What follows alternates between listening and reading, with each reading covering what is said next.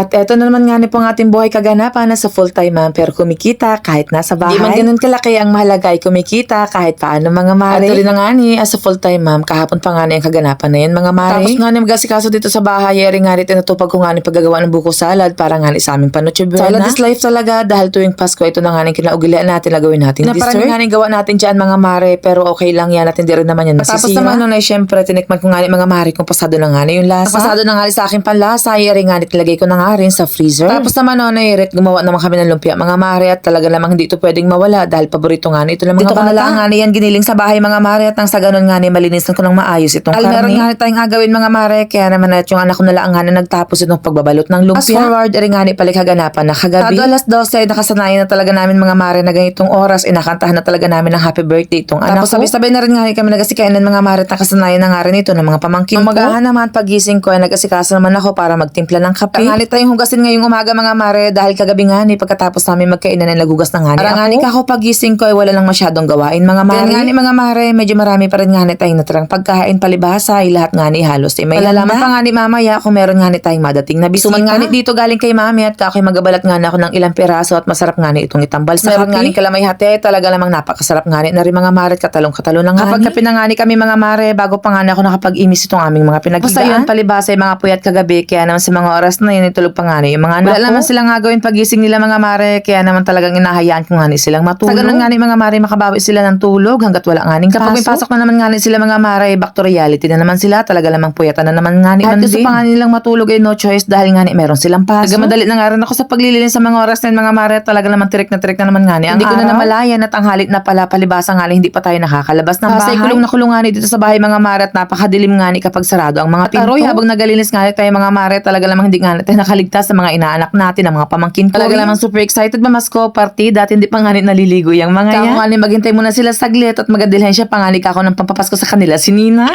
Utangin ko nga ni muna sana mga mare at kako'y sa sunod na laang. Ang kaso mo yayaw nga ni pumayag mga mare at kahit magpaunod na laang muna ako kahit kaunti.